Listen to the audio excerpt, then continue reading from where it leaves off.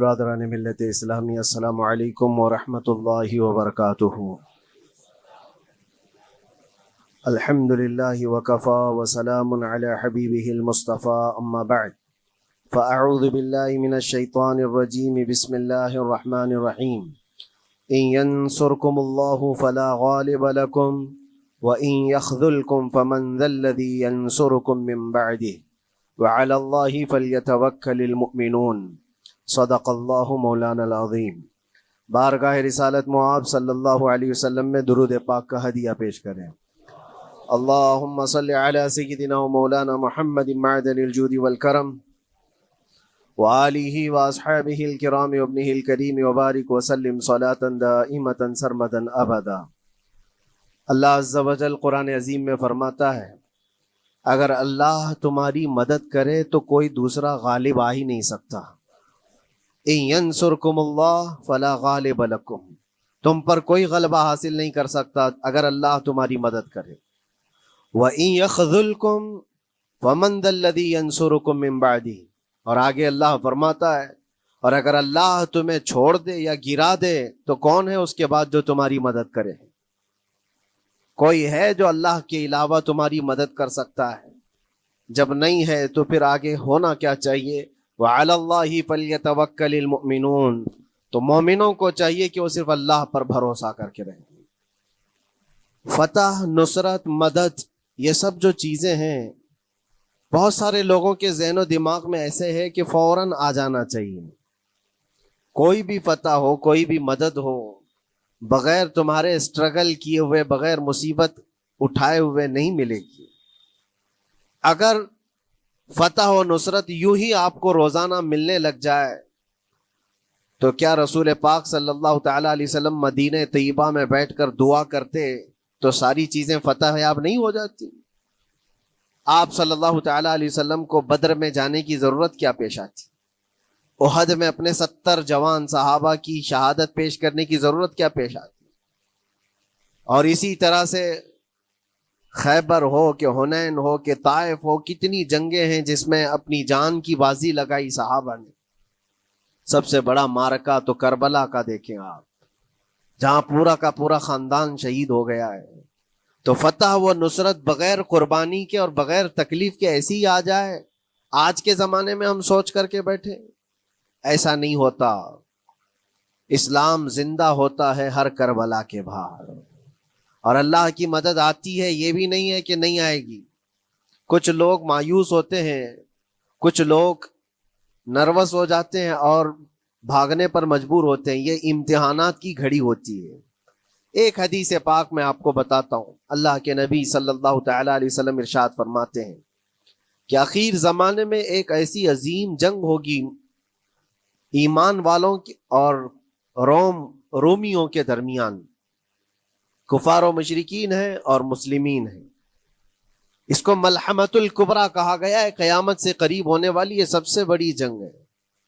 اسی سے آپ اندازہ لگائیں، اللہ کے حبیب صلی اللہ علیہ وسلم ارشاد فرماتے ہیں کہ اس میں کفار و مشرکین 80 جھنڈوں کے نیچے آئیں گے، اور ہر جھنڈے کے نیچے 12,000 کی فوج ہوگی، جو تقریباً حساب کرنے پر 9,60,000 کی فوج بن جاتی ہے۔ اگر وہ مومنین سے مقابلہ کرنے کے لیے اتنی بڑی فوج ایک جگہ جمع ہوتی ہے تو پھر اس جنگ کا اندازہ کریں کتنی بڑی۔ اس کو الملحمۃ الکبریٰ کہا گیا ہے اس لیے کہ اس میں گوشت کے چھیتڑے اڑیں گے۔ ملحمہ جو کہا گیا ہے عربی میں کہ گوشت کے ٹکڑے ٹکڑے دیکھے جائیں گے، اس قدر اس میں جانیں جائیں گی۔ اس جنگ کے متعلق جو اللہ کے حبیب صلی اللہ علیہ وسلم نے پیشین گوئی کی ہے، جو پہلے سے خبر دی ہے، وہ کیا ہے؟ فرمایا کہ پہلا دن جب ہوگا مقابلہ کا تو اس میں مسلمانوں کی جماعت میں تعداد کتنی ہوگی یہ تو نہیں بتایا گیا۔ کفار و مشرکین کے تو بتایا کہ 80 جھنڈوں کے نیچے آئیں گے، لیکن مسلمان اور مومنین جو لڑ رہے ہیں ان کی تعداد کا کوئی علم نہیں ہے ہمیں، لیکن یہ پتا ہے کہ ان میں سے 1/3، ایک پوری جماعت کا 1/3 حصہ میدان چھوڑ کر بھاگ جائے گا۔ جنگ میں سے وہ میدان چھوڑ کر بھاگ جائیں گے جب اتنی شدت کی چیز ہو رہی ہو، مصیبت آ گئی ہے، تکلیف آ گئی ہے۔ ایک تہائی میدان چھوڑ کر بھاگ جائیں گے. اور ان پر کیا فرمایا؟ حضور پاک صلی اللہ علیہ وسلم فرماتے ہیں وہ دنیا کے روئے زمین کے بدترین لوگ ہوں گے, ان کی توبہ بھی قبول نہیں ہوگی. وہ سب سے بدترین لوگ ہوں گے, پیٹھ دکھا کر جو نکل چکے. دوسرا مرحلہ آئے گا, دوسرا پڑاؤ. یہ ایک بہت سخت اسٹرگل کرنے والا میدان ہے, مصیبت اٹھا رہے ہیں, مشقت اٹھا رہے ہیں. دوسرا دن ایسا ہوگا کہ مومنین کی جماعت کا 1/3 ایک تہائی حصہ شہید ہو جائے, قتل ہو جائیں گے. سوچو یہ بہت بڑی بات ہے. یہ دونوں چیزوں پر میں آج آپ سے گفتگو کرنا چاہتا ہوں. ایک تہائی حصہ میدان چھوڑ کر بھاگ جا رہا ہے اور ایک تہائی حصہ قتل ہو گیا, شہید ہو گئے. بچے کتنے ہیں؟ 1/3. لاسٹ میں ایک تہائی حصہ بچا ہے. یعنی ایک میں اگر 3 پارٹ کریں تو 2 پارٹ تو ختم ہو گئے, ایک پارٹ بچا ہے. اور اللہ کے نبی صلی اللہ علیہ وسلم فرماتے ہیں اللہ رب العزت اس آخری تہائی حصے کو فتح مبین عطا فرمائے گا. فتح تو ہے ان کی, فتح ہوگی ان کی, لیکن جو حصہ بچا ہوگا وہ اخیر کا 1/3 حصہ ہوگا. اب اس پر مجھے عرض یہ کرنا ہے, مومنوں کو اگر فتح دیکھنا ہے, اللہ کی نصرت اور مدد دیکھنی ہے, تو یہ 2 چیزیں تو برداشت کرنی پڑیں گی. کون سی؟ پہلی چیز اپنوں کا چھوڑ کر بھاگ جانا, اور دوسرا اپنوں کا اپنے سامنے مر جانا. یہ دونوں چیزیں ہمیں دیکھنا پڑے گا. بہت سارے ایسے ہوں گے جو چھوڑ کر جا چکے ہوں گے, دامن چھڑا رہے ہوں گے, بھاگ چکے ہوں گے, اور کچھ وہ ہوں گے جو لڑتے لڑتے اپنی جان دے چکے ہوں گے. یہ دونوں بھی بہت سخت مسئلے ہیں میرے عزیزوں. انسان کو یہ پگھلا دیتی ہیں چیزیں. اگر آپ کو ایسا لگے کہ میرے اپنے جاننے والے لوگوں میں سے کچھ لوگ مجھے چھوڑ کر بھاگ جا رہے ہیں, تو یہی انسان ٹوٹ جاتا ہے. اس کے دل کی کیفیت بدلنے لگ جاتی ہے, وہ پھر مایوسی کا شکار ہونے لگتا ہے. میری جماعت میں 100 لوگ تھے, 90 تو بھاگ رہے ہیں, 10 کیا کریں گے؟ اس کا اندر سے جو عزم تھا, حوصلہ تھا, وہ ڈاواں ڈول ہونے لگ جاتا ہے. اپنوں کا چھوڑنا یہ بہت بڑی آزمائش ہوتی ہے. وہ کسی بھی میدان میں آپ دیکھ لیں, کسی بھی میدان میں اپنے لوگ اگر چھوڑ دیتے ہیں تو یہ اس کے لیے آزمائش ہے بہت بڑی. اور دوسری آزمائش تو یہ ہے, بچے آدھے تھے, اس میں سے تو آدھے انتقال کر گئے. کبھی میرا عزیز دوست, کبھی میرا عزیز مشورہ دینے والا مشیر, کبھی بہت زیادہ مجھے سپورٹ کرنے والا, ایسے لوگ جب انتقال کرنے لگ جائیں تب پھر آدمی پھر ٹوٹ جاتا ہے. کچھ تو بھاگ گئے اور کچھ تو قتل ہو گئے. میں کیا کروں گا؟ میرے عزیزوں, جو اخیر میں بچنے والے لوگ جو ہوتے ہیں نا, وہ معمولی نہیں ہیں. وہ اللہ کی ذات پر سب سے زیادہ توکل کرنے والے لوگ ہیں. ان کو کوئی چیز ہٹا نہیں سکتی. اپنوں کی بے وفائی بھی ان کے قدموں میں لرزہ نہیں لاتی, اور اپنوں کا انتقال ہو جانا بھی ان کے حوصلوں کو نہیں توڑتا. تبھی جا کر کے اللہ تعالیٰ انہیں فتح مبین عطا فرماتا ہے. اور یہ چیز ملحمت الکبریٰ میں دیکھی جانے والی تھی, دیکھی جانے والی تھی, جو قیامت کے قریب ہونے والی جنگ ہے.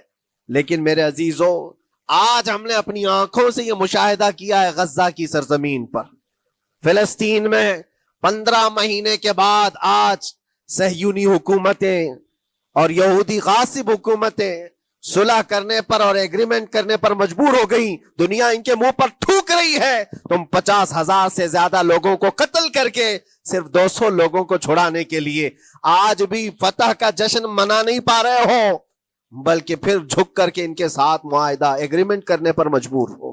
یہ فتح ان بچوں کی نہیں ہے تو اور کیا ہے, ان مظلوموں کی نہیں ہے تو اور کیا ہے, جن کے پاس کھانے کو روٹی نہیں ہے اور پہننے کو کپڑے تک نہیں رہ گئے, ان کے علاج معالجے کے لیے دوائیاں نہیں رہ گئی, لیکن عزم اور حوصلہ ایسا ہے کہ اللہ ابھی ہمارے ساتھ. میرے عزیزوں, ان کے توکل اور ان کے عزم کے متعلق یہ صرف اور صرف اخبار کی باتیں نہیں ہیں, سوشل میڈیا کی باتیں نہیں ہیں. مخبر صادق رسول کریم صلی اللہ علیہ وسلم نے 1400 سال پہلے ہی بشارت دی تھی. اللہ کے نبی صلی اللہ علیہ وسلم فرماتے ہیں کہ دمشق کے ابواب یا پھر بیت المقدس کے آس پاس رہنے والوں میں ایک جماعت ہمیشہ قیامت تک ایسی رہے گی جو حق کے لیے لڑتی رہے گی. حضور پاک صلی اللہ علیہ وسلم فرماتے ہیں حق کے لیے وہ لڑتی رہے گی، قیامت تک ایک جماعت ہوگی. اور ان کی فضیلت میں میرے آقا فرماتے ہیں کہ ان لا یضرهم خذلان من خذلهم، ان کو دھوکہ دینے والوں کا دھوکہ ان پر کچھ اثر نہیں کرے گا، یا پھر ان کو چھوڑ دینے والے یا ان کی بات نہیں کرنے والے، یہ سب چیزیں ان کو کچھ بھی ضرر نہیں پہنچائیں گی.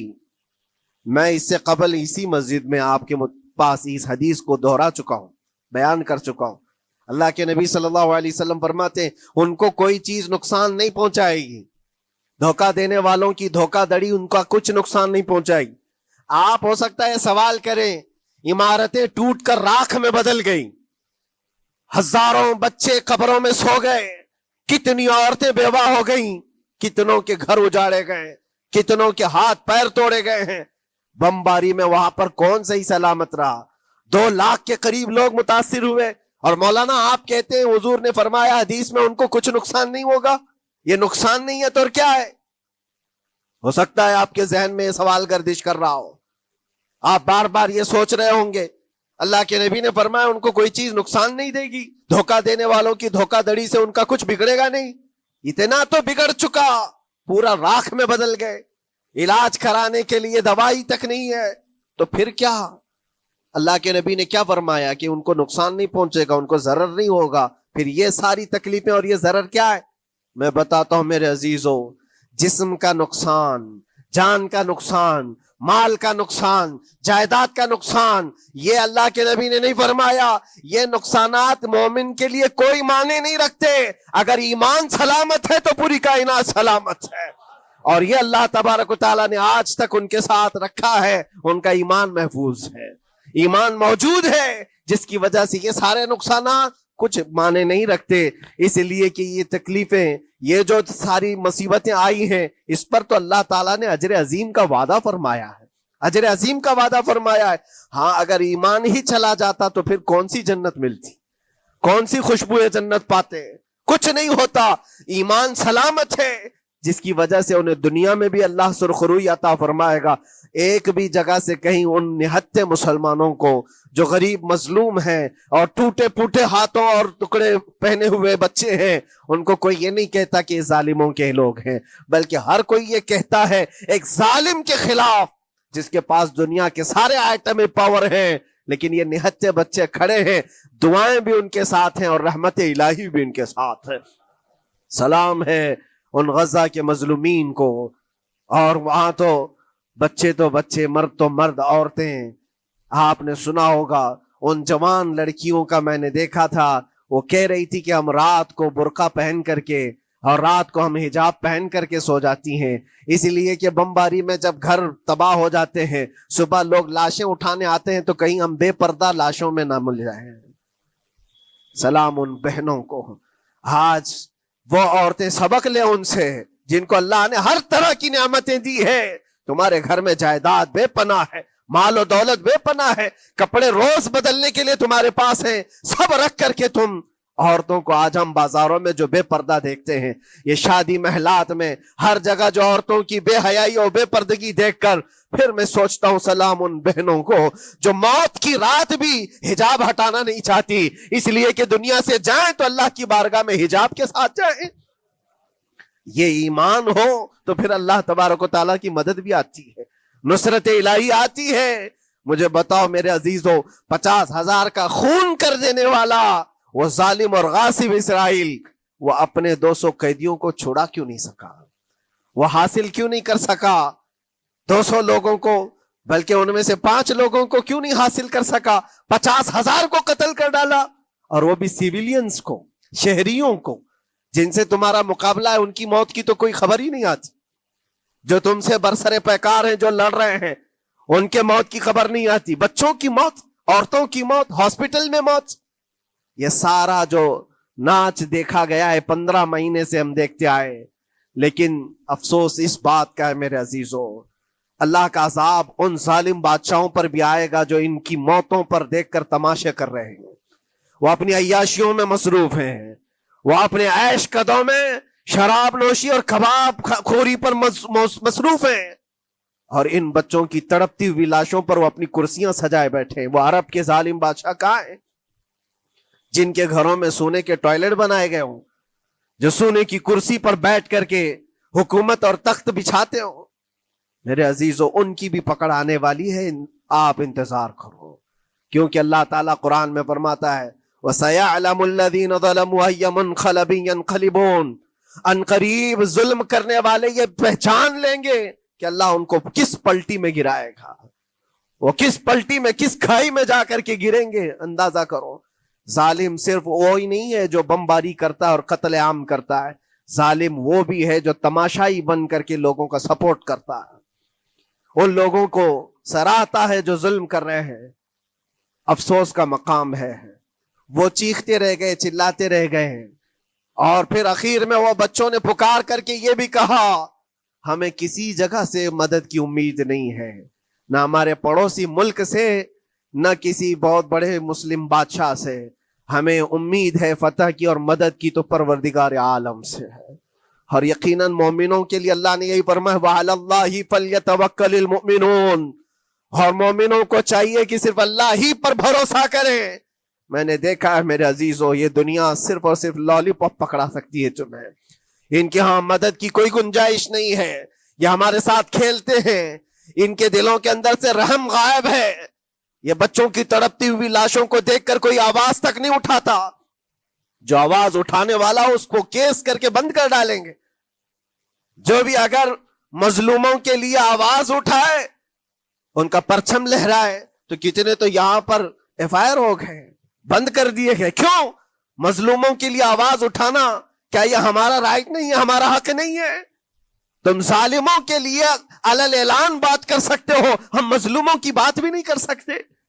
کیسی بات ہے میرے عزیزو، ہم جس دنیا میں جی رہے، اسی لیے میں آپ سے کہتا ہوں اٹھو وہ گھر نہ حشر نہ ہوگا پھر کبھی، دوڑو کہ زمانہ چھال اپنی چل گیا، قوت عشق سے ہر پست کو بالا کر دو، دہر میں نام محمد سے اجالا کر دو۔ تمہارے پاس طاقت و قوت نام کی کوئی چیز ہے تو وہ ایمانی طاقت ہے، باقی کوئی چیز، کوئی طاقت و قوت تمہاری مدد نہیں کرے گی۔ وہ قوت ایمانی ہے جو بدر میں صحابہ کے ساتھ تھی، وہ قوت ایمانی ہے جو احد میں بھی صحابہ کے ساتھ تھی، وہ ایمانی طاقت و قوت کا جوش ہی ہے جو 4000 ہوتے تو 40,000 پہ بھاری ہوا کرتے تھے، وہ ایمانی طاقت و قوت ہی ہے جس پہ اللہ کی مدد اور نصرت آتی ہے۔ آج مومنو، آپ سب سے زیادہ اللہ پر توکل کرو، اللہ پر بھروسہ کرو۔ میں نے دیکھا ہے میرے اپنے معاملات میں 8 مہینے تک میں اسٹرگل کرتا رہا، پل پل دیکھتا رہا، اور ایسی زمین پر مجھے لٹایا جاتا جہاں فرشی بھی نہیں ہے، پتھروں کی زمین پر لیٹ لیٹ کر کے ہماری کمر ٹوٹنے پر آتی۔ اس وقت لوگ یہ کہتے فلاں کی طرف سے مدد آ جائے گی، فلاں کی طرف سے مدد آ جائے گی، ہم نے یہ لائن بھی لگا دی ہے، یہ سورس بھی لگا دیا ہے، ہر طرف دیکھتا رہا، اخیر میں پھر یقین ہوا مدد کہیں سے نہیں، میرے پروردگار سے ہی آئے گی۔ اللہ ہی مدد کرتا ہے مومنوں کی، بس یہ ہے کہ صبر ضروری ہے اور تھوڑی مصیبت اٹھانا ضروری ہے، اس لیے کہ مزاج ہے اسلام کا، اسلام زندہ ہوتا ہے ہر کربلا کے بعد۔ اپنی قربانیاں دو اور قربانیاں ضائع نہیں ہوتی، رنگ لائیں گی، ہماری شہادتیں رنگ لائیں گی، ان بچوں کی شہادتیں رائے گاہ نہیں جائیں گی جو 40,000 کے قریب شہید ہو چکے ہیں، وہ رنگ لائے گی۔ فتح بیت المقدس کے لیے ان کی قربانیاں، ان کی شہادتیں ایک عظیم باب بن کر کے نکلیں گی، ایک عظیم دروازہ بن کر کے نکلیں گی۔ آپ انتظار کرنا، وہ دن قریب آ رہا ہے جس کے متعلق میرے مصطفیٰ نے بشارتیں دی ہیں۔ ایک وقت وہ آئے گا جب امام مہدی کا ظہور ہوگا اور صرف پرچم اسلام لہرائے گا، وہ دن آئے گا، یہ قربانیاں ضائع نہیں جائیں گی میرے عزیزوں۔ اور اللہ کریم نے قرآن میں فرمایا، آپ لوگ ڈرتے ہوں گے مولانا پھر سے یہ ساری چیزیں بول رہے ہیں، ان کو برا لگے گا، ان کو برا لگے گا، بہتوں کو برا لگے گا، یہ میری بات نہیں، قرآن کہتا ہے وَلَوْ كَرِهَ الْكَافِرُونَ وَلَوْ كَرِهَ الْمُشْرِكُونَ۔ اللہ قرآن میں فرماتا ہے يُرِيدُونَ لِيُطْفِئُوا نُورَ اللَّهِ بِأَفْوَاهِهِمْ، لوگ تو چاہتے ہیں اللہ کے چراغ کو اپنے منہ کے پھونکوں سے بجھا دیں، اللہ کے چراغ کو اپنے منہ کے پھونکوں سے بجھا دیں۔ اللہ کا چراغ اسلام ہے، اللہ کا چراغ یہ قرآن ہے، اللہ کا چراغ رسول پاک کی ذات ہے، اور ظالم یہ چاہتے ہیں اپنے منہ کے پھونکوں سے اس چراغ کو بجھا دیں۔ اور قرآن کہتے ہیں واللہ متم نورہ، اللہ تعالیٰ اپنے نور کو، اپنے چراغ کو مکمل کر کے رہے گا اور پوری دنیا میں غالب آ کر رہے گا۔ آخر میں یہ جملہ اللہ نے فرمایا، اگرچہ کافر یہ بات ناپسند کرتے ہوں، اگرچہ مشرک یہ بات ناپسند کرتے ہوں، میں نہیں کہہ رہا، اللہ کہہ رہا ہے یہ بات تو بری لگے گی ہی۔ ایسا کیوں بولتے ہیں؟ اس لیے کہ یہ ہونے والا ہے جو قرآن نے کہا۔ یاد رکھو، زمین اوپر جا سکتی ہے، آسمان نیچے آ سکتا ہے، لیکن میرے رب کا فرمان کبھی ٹل نہیں سکتا۔ جو قرآن نے کہا ہے وہ ہو کر رہے گا، اور اسی پر ایمان ہم سب مومنوں کی شان ہے، ہم سب مومنوں کی شان ہے۔